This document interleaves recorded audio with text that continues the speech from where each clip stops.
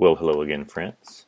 Here we are on our personal finance journey, and it is a journey, my friends. Journey of 1,000 steps.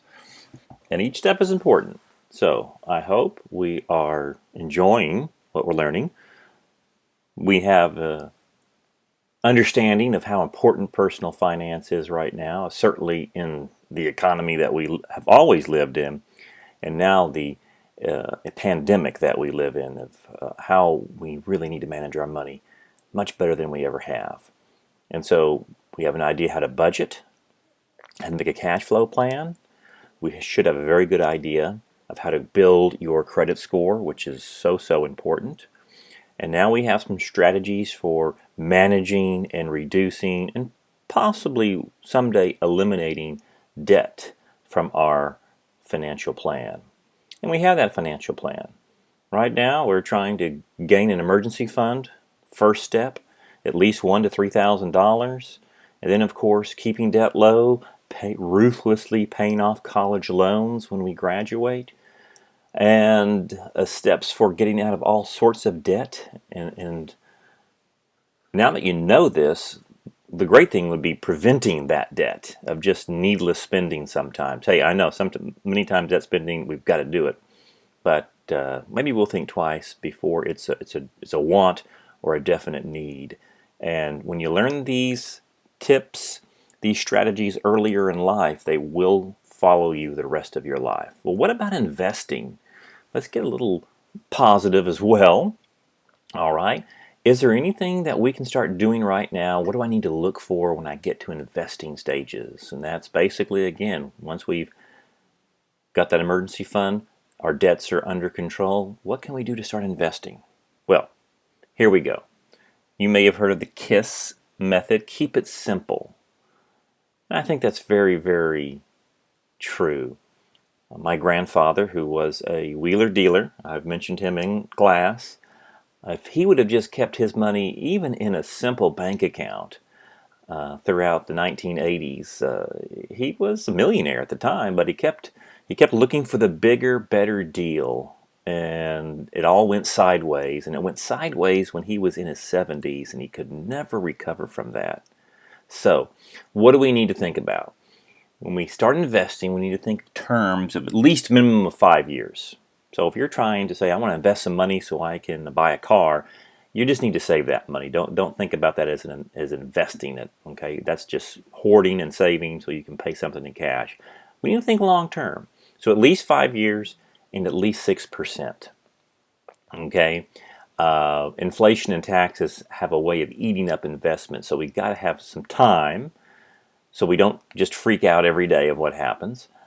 If the market goes down or if our investments go down. And we need to look at least 6%. So let's start our journey right in here. One of the rules, many rules of finance and of business is risk and reward. The higher level of risk, the greater reward we need. Okay? That makes sense, right? If you're going to loan some money to a friend for his or her business idea, you need to get a nice rate of return. You're not looking to get what a bank would give you. Okay? So here's the risk we're looking at. There is investment risk, the chance that it could go completely what we call belly up. It could just lose all of its value, going broke. Now, Socrates would say the key to wisdom is to understand what you do not already know. So if you are going to do any type of investing in the stock market, in loaning your money to a business, you must conduct a lot of research. All right, understand what you don't know and consult with experts in the field. And today, it's never been, more access at your fingertips than we've ever had. Risk and reward. There's the cat. There's the pelican. Well, that's a tremendous reward. Of course, that pelican may even eat the cat. So I think you get the picture there. So that's investment risk. Well, now you're saying, well, you know what?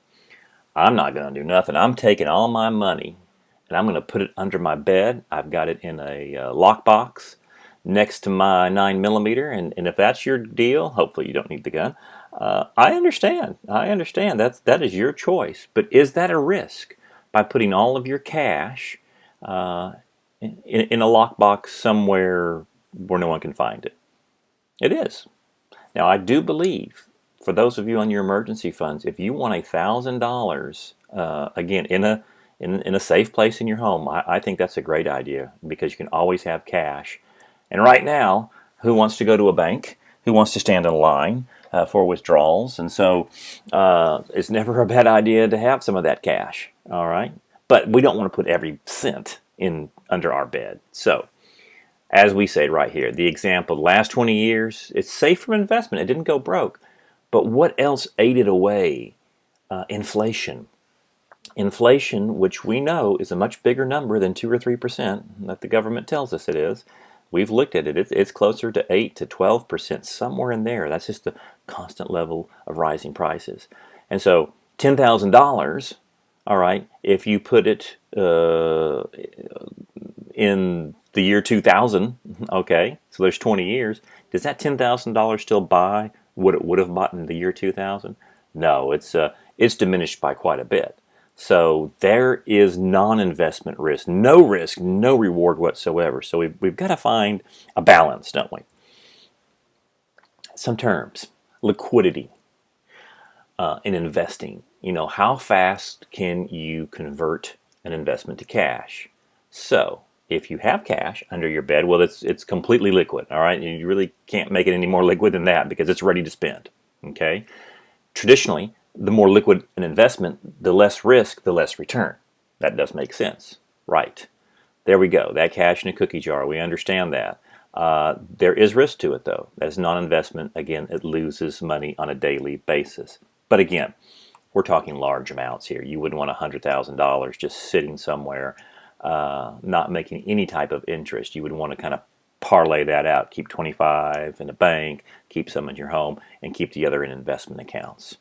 So now we are going to keep looking here. Bank accounts. All right, we all need a savings account. Very low risk. They are insured by the government, and very low return. 1 to 2% interest. Well, not anymore. There's 0% interest. Yeah, it will never double in your lifetime. But again, you can use it. You've got your emergency fund there. You can switch accounts around. Again, we are going to learn to save with that, and that's why you're doing it. And how many have you done that already? Taking that automatic transfer every week, $20, $39 every Monday, putting it in from your debit to your savings account. So at the end of the year, that savings account has at least $2,000 more than it did. It's a great way to save, my friends. Great way to save. There are some other things that instruments banks have. And again, if you were to go back to me, take a little trip to 1987. Oh man, what a great year. Money markets were getting 8%. 8%. That means every 9 years your money was doubling. See, there's some of the things that have happened to what we call middle America. Most middle Americans were able to put their money into certificates of deposit. They gave you a little better, higher return. You had to lock your money up, money markets, and even savings accounts, and do well and increase their income. Now you simply just cannot do that. They're just there for parking money. So, again, these are good places for emergency funds. Keep some cash on hand and put them in there, ready to go when you need it. And then you can just, again, move stuff back and forth to your debit account if you need that emergency fund. And again, it is the foundation of your personal financial plan is that emergency fund, my friends. Gold and silver. Very interesting. All right. This was used as money in the ancient world. We used to be, this nation, every dollar was backed by gold or silver in Fort Knox for the United States. And 1970s, President Nixon, so we really could not grow the money supply. It had to be backed by gold or silver. And so the economy was shrinking in the 1970s. We really couldn't expand it. The Federal Reserve needed, in the Treasury Department, like they did to this couple of weeks, just infuse money into the markets to maintain liquidity and confidence. So we were taking off those standards in the 1970s. Now, great hedge against inflation. Something to think about, and I always have a little bit of a draconian attitude. If the dollar were removed as a world reserve currency, and we've talked about that, this would be your safest investment. So right now, you can go on eBay. You can probably go on Amazon. I do this every pay period. I buy 2 or 3 Krugerrand silver, or that's the Liberty dollar right there. Make sure it's 0.999% fine silver. Don't get caught up in a commemorative coin. They personally, I don't think they mean anything unless you are an avid coin collector. Well, then great. But you want to find the lowest price for the purest silver. And again, I think on eBay I bought one yesterday for $24, shipping included. Now silver is probably somewhere around $15 or $17. It's fluctuated during this time. I thought it would be going up. It goes up and down, but a lot more.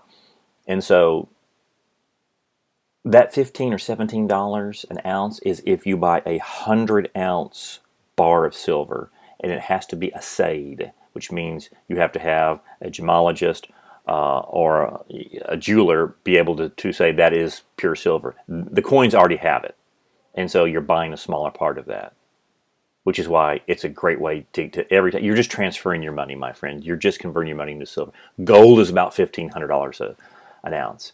So if you can go to gold, well, you know that's it's kind of expensive. But you know, if things were to get really bad and even get worse, and the dollar became just a piece of paper, okay, which is 40% linen, 60% cotton. That's the makeup of a dollar bill.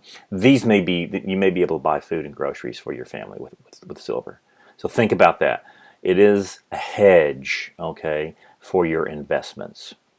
And silver, by all standard accounts, really should be somewhere. I mean, it's related to gold. Of course, there's just more silver than there is gold in the world. But this should be somewhere around $50 to $70 an ounce. It's been undervalued for the last 3 decades. And so, again, that's just something to think about. Every pay period, I get at least 2 or 3 ounces, and I put them in a tube, and they're there just in case. That's the only way you can buy, the things you need for your family. You've heard of bonds, all right. Corporate bonds, we've talked about that, and financing for your business ideas.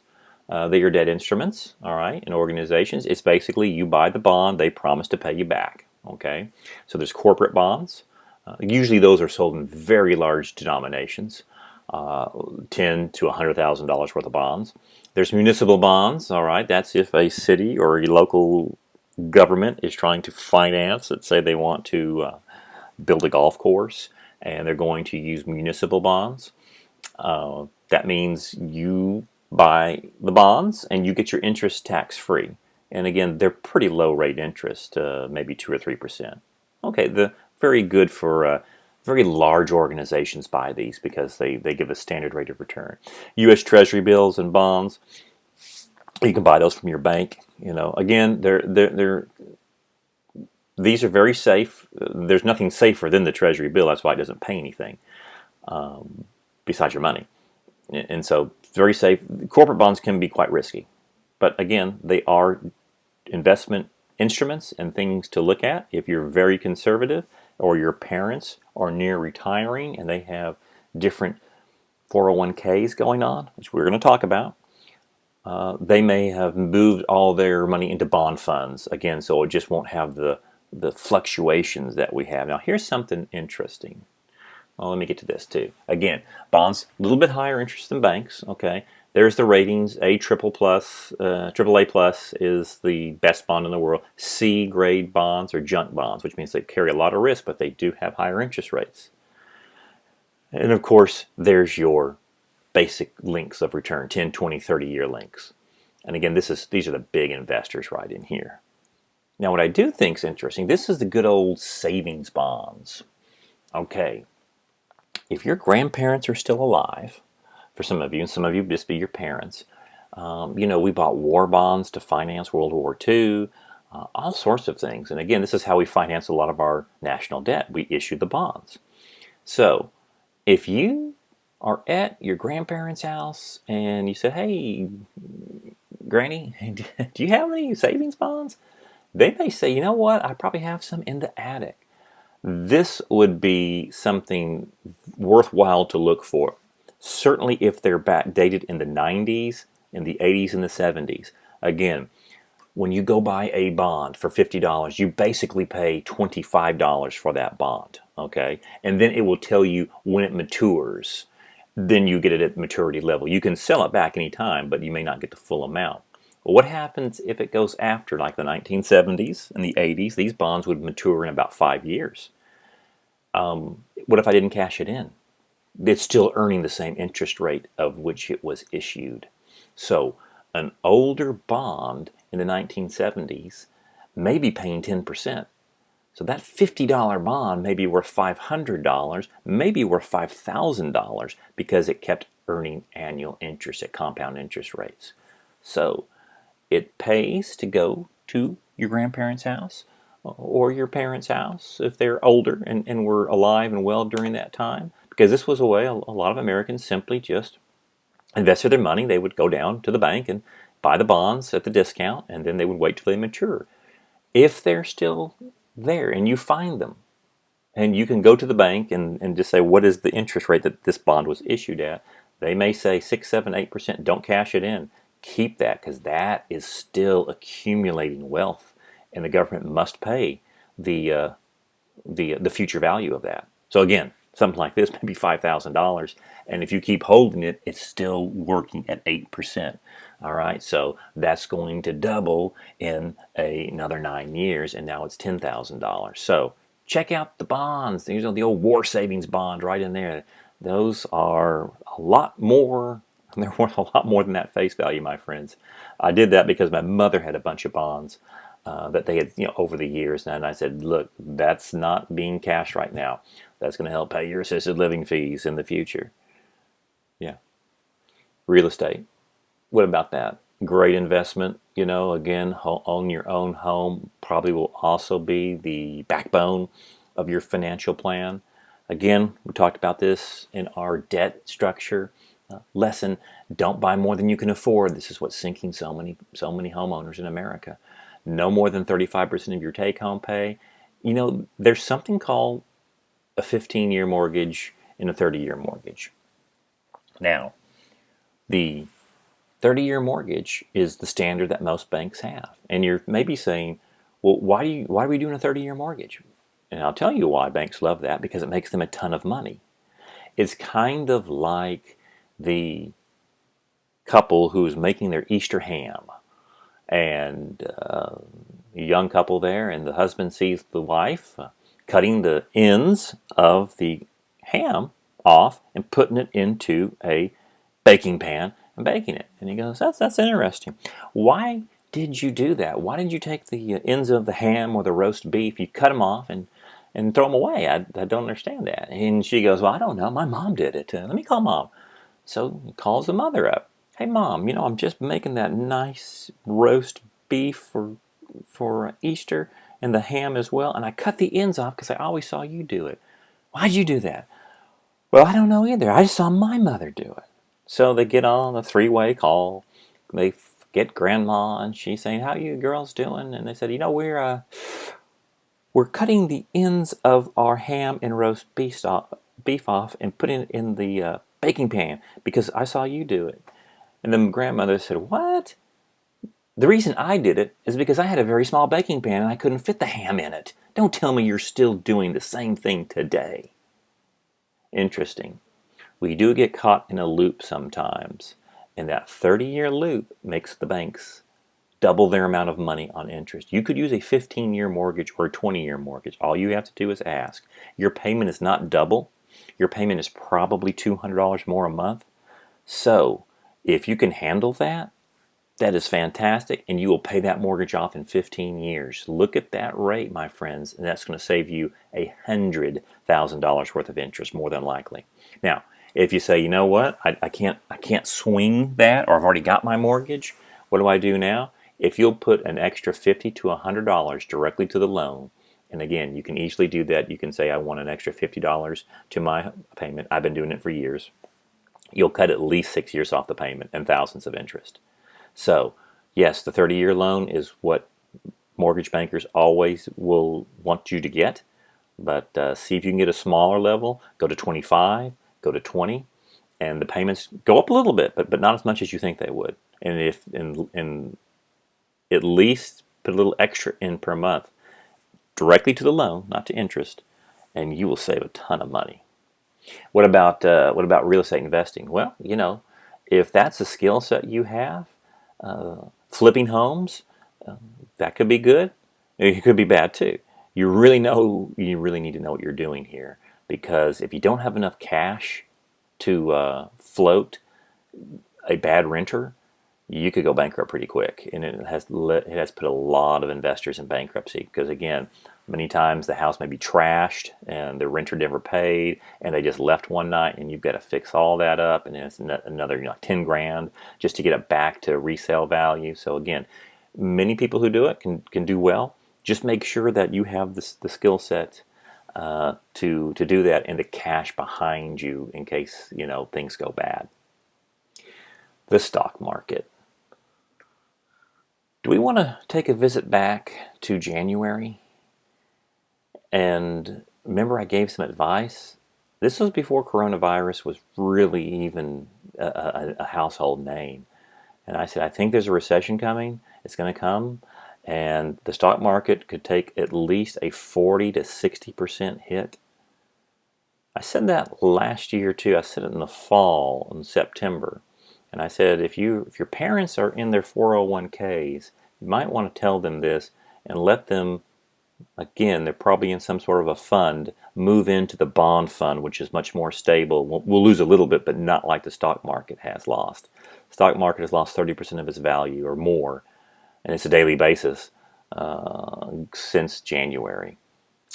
I hope some of you took my advice and told your parents that, because right now it's tough. It's tough to see, your 401k was at, let's say, $250,000 for somebody, and now it's at 185. That much has been lost very easily. So the stock market has ups and downs, my friends. Now you're saying, well, I don't want to invest in this thing because it's going crazy. Well, now might be a great time to invest. And will it go lower? I think so. It's right about 20,000 points right now. And the full 40% swing would break it, which I anticipated. And again, it wasn't me saying it as much as all the research I had done of what stock experts were saying, would go down to at least 16,000. I think it will hit 16,000, maybe even less than that. That would give, the 60% swing would go down to about 13,000 points. And we saw that basically in 2007-8, where it lost 60% of its value. Wow, that's an incredible time to buy. You can get back in and then let that bull market ride for about another 10 years. There's some beatings going on right now, but let's not just throw the stock market out, because this is a way we can get some really good rates of return and become profitable for us. Now, single stocks, that's a lot of risk right there. Okay, if you're young and you have extra cash, all right, you've got what we've just talked about. You got your emergency fund. You're very low on debt, and it's just you, and you don't have any school debt either, and you want to invest in some Tesla. All right, I think that's at $800-900 a share, or Apple.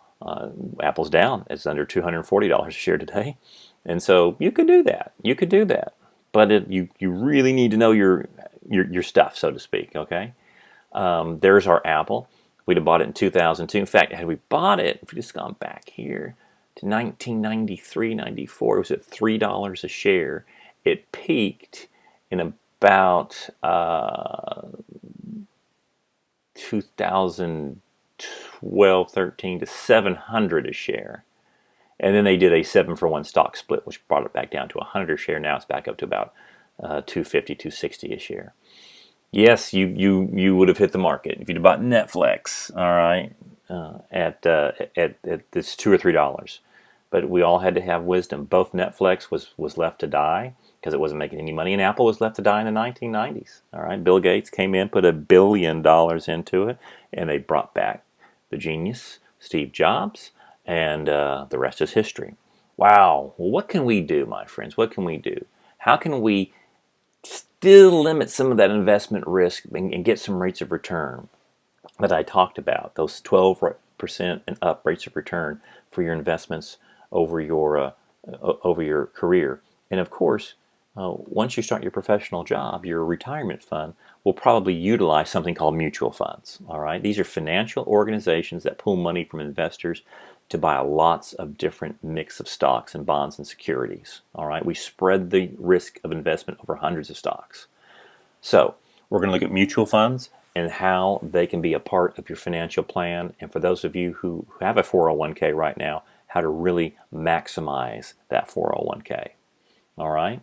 Now, mutual funds are terrible investments short term. They are long term.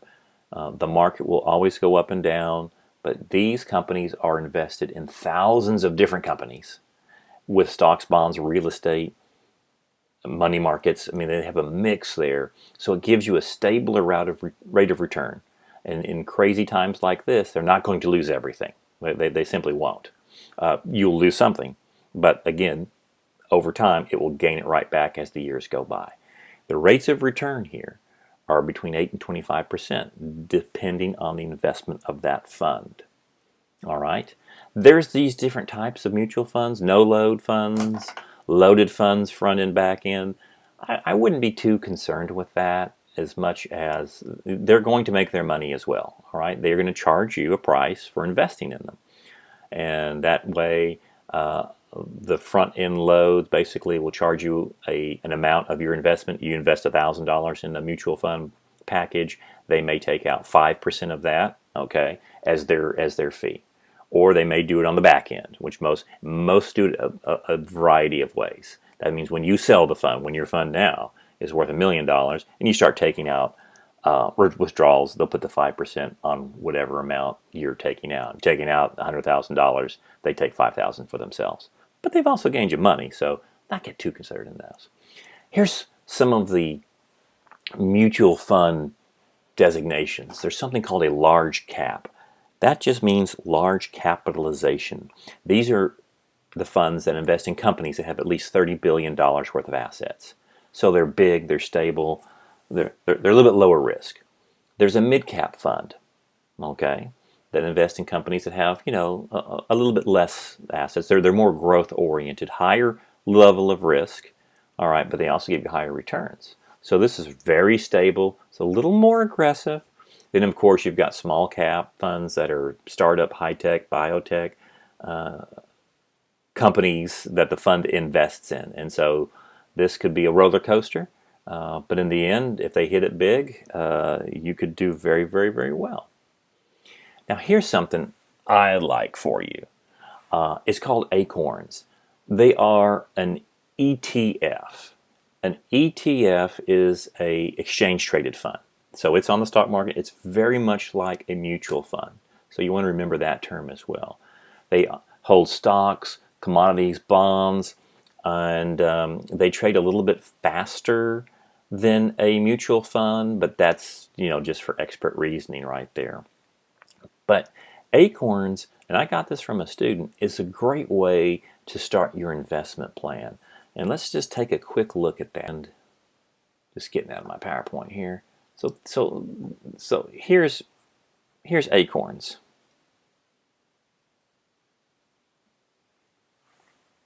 You can basically, for students, the great thing is if you're 24 or younger, you get it free. Absolutely no accounts. Now I don't own Acorns. It sounds like I do, but I mean I do have an account, but that's all I have. To get started, it's super easy because when you get into the investment stage and you have to go to some big companies, it can get very intimidating, and you may say, you know what, I'm just not going to do that right now, and then years go by. All you do is you put your email in there, you create a password, and as long as you're 18 years or older, all right, you've got yourself an account. So when you turn 18, you nail that. Really cool. Now, what they do is this, ways to invest, all right? They are micro investing. If you tap into your debit card, all right, it will basically invest your roundups. Most investments, and we're going to look at Fidelity after this, have minimum amounts of you have to invest. And traditionally, it's about $2,500 to invest in their mutual funds or their IRAs. And a lot of students just, I don't have anything near that, so I guess I had to put this off. This will put everything up to $1, or you can double it. And so whatever you bought, that you bought Chipotle, you went out and bought a few things at the mall, anything that's tied to your debit account, and you know you'll give it the security. It goes in when you set up your account, and it will just take the roundup to $1. So if you bought something that ended like $6.50 from Chipotle, 50 cents goes towards Acorns, and it will deposit up to when it gets to $5. So all of a sudden, for all your extra spending that you're doing, this is the only system that I see that does that. And of course, you can make your IRA. All right, you can do a Roth IRA here. Again, what is a portfolio? All right, same thing. Stocks and bonds. It will look at what portfolio, your goals that you want. It has stocks, bonds, and real estate, so it's like a mutual fund as well. And then again, their portfolios are right in here. You can do a conservative growth. That's if, yet again, right now, if you said, I want my money protected, I don't want it in the stock market. Well, these are all bond funds, so you probably don't get a great rate of return, but you're not going to lose any money either. Moderately conservative, moderately aggressive. Friends, for those of you in your 20s, and how beautiful is that, you need to get into aggressive. If you're 40, 50 years away from retirement, yeah, you're going to work to your mid-70s now. This is where you want to go. These two right in here, because you want to get as much growth as you possibly can. The closer you get to retirement, the less aggressiveness you have. You go moderate to moderately conservative to conservative. Who made these? They are done literally by a Nobel Prize economist, Dr. Harry Markowitz. And I mean, the guy wins the Nobel Prize in economics. He knows a few things. And so it's great. Can you add money to it? Yes. You can add any type of a $5 investment, or you can reoccur every week at $5, $10, $20, $50, $100. So again, if you're in that situation, it's a nice way to be able to take advantage, all right, like Billy did, all right, on our example of Billy and Jimmy at 18, 19, 20, 21, 22 years old, by just putting a little bit in and let it grow. And of course, the coolest thing is it goes on your phone, all right? Once you get here, you basically, you create that account and you have a phone app, and it sends you messages, it gives you some really good investment advice, and you can see how your account does every day. And again, for many of you, you can create a Roth IRA. We'll talk about that on our final video of your retirement vehicles. It's just a great way. Again, I learned it from a student. I've been playing around with it, and within the last month, less than a month, I've already have $400 put into it. And in ways I haven't even noticed it, because it's done a lot of my roundups. I said, maybe put an extra 25 in there. All right. I was going to go out and buy something else, which I love to do. I think it's a great way to look at things also, my friends, is I was going to purchase this, and you know what, I didn't. And so I go immediately to this account and say, what I was going to purchase, all right, a new golf shirt, I'm going to put that $50 into my IRA and get a lot better rate of return. So ways to have some fun and to trick ourselves. Now, the next point right in here is mutual fund research. Now, let's look at that too, and I need to hit it right here. I've got a link for you. All right, this is Fidelity.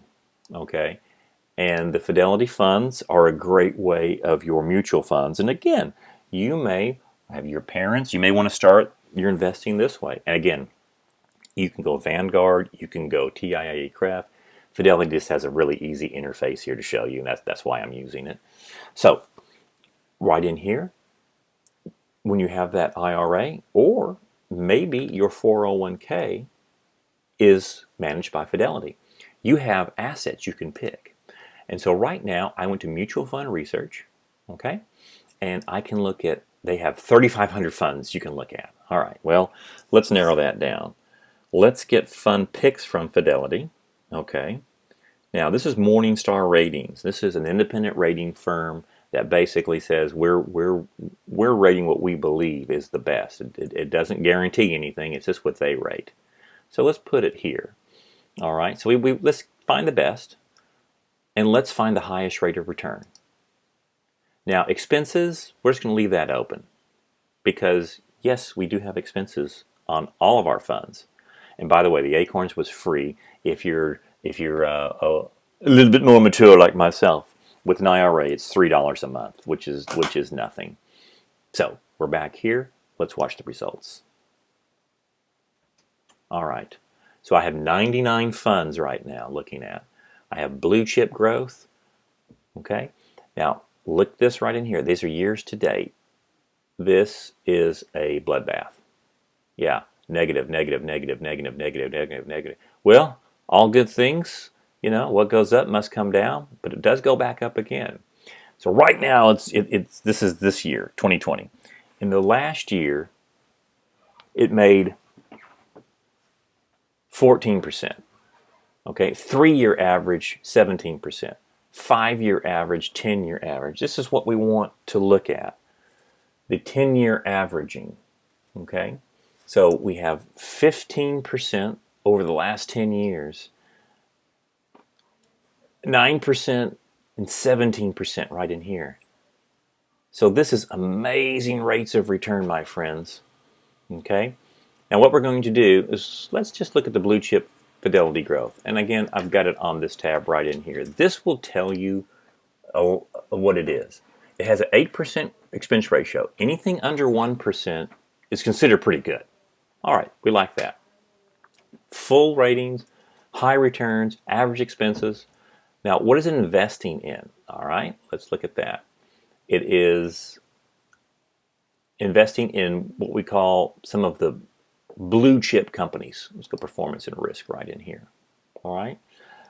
Again, this is what we like. We definitely like the life over the fund. And many of these funds, let's see, have been in at least, that was from 1987 in fund inception. My gosh, man. That's over 30. Oh, crap. Don't say it's 35 years. I was a baby in 1987. It's had a 12%. There it is. There's your 12% over its lifetime. You have that type of compound interest, that is doubling every 6 years. And right now it's on sale. Think about that. Yeah, things are, it's not doing great right now, which means the prices come down. Yikes, that's just a sale, my friends. You can get all sorts of your information right in here. Okay, the market sectors it's in, composition. So invest in a lot of IT. We have consumer. We have communication services, healthcare. This is its biggest race right in here, the percentage of what the companies in these areas. Okay, so I couldn't buy Apple by myself. I mean, more than a couple of shares. I'd love to have Google, which is Alphabet. Okay, so you have Google, Alphabet, Amazon. Here's his top 10 holdings. Microsoft, Facebook. Okay, could we? It'd be very hard pressed for any of us to go and buy one share, because Google's over $1,000 a share, so is Amazon, of each one of these companies. Okay, this would be $10,000 plus for us, and yet we can start with a $2,500 IRA, and now we're in the market. Is that making sense, my friends? Absolutely, that's making sense. And so, great stuff in here. I went ahead and picked up another one.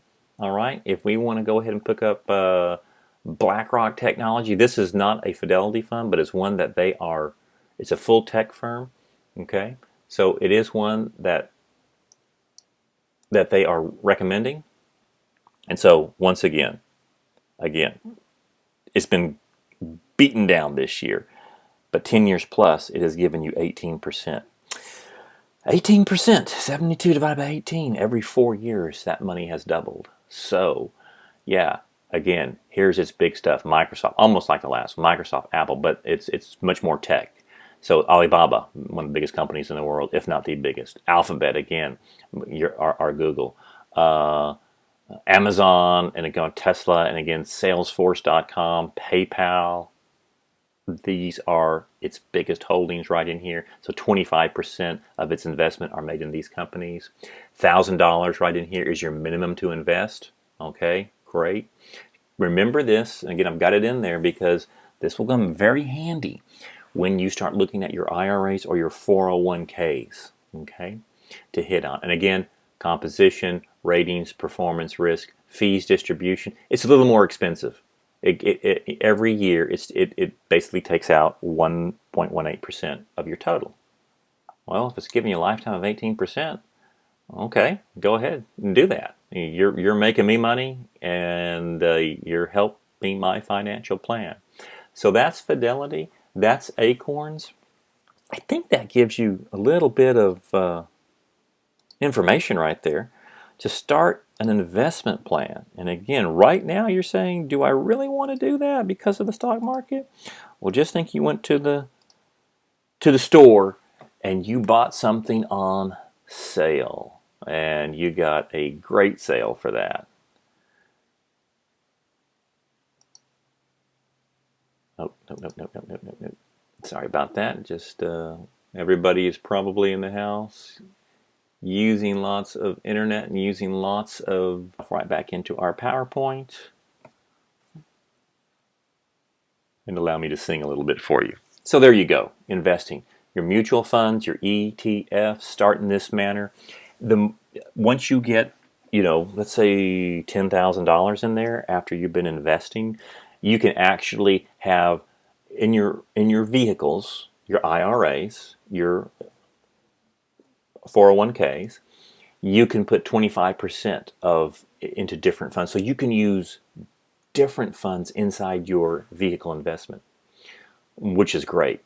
And we'll look at that again on our last video of how to build your 401k and your IRA. But you can have, different funds, 4 different funds in there, which is amazing. So you're really diversifying yourself and you're spreading your risk. And we're trying to if we can get that 12%, things do look great. I hope that was helpful. This is Warren Buffett. Man, I don't jump. I don't try to kill myself, and I look for small things I can do and step over and do a lot of them. So we're not trying to jump, okay, to this step right in here.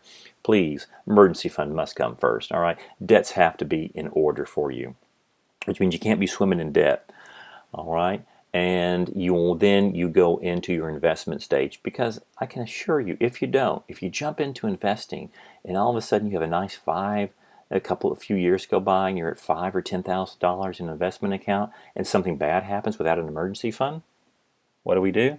We have to go to that investment account. And so many people are doing that right now. They're going into their 401ks, they are taking out money, and they're being taxed. If you're under 60 years old, you are going to pay tremendous amounts of fees on that. You pay a 10% penalty right off the top, and you pay all of your income tax on it too. It's ordinary income on a traditional 401k or a traditional IRA. So,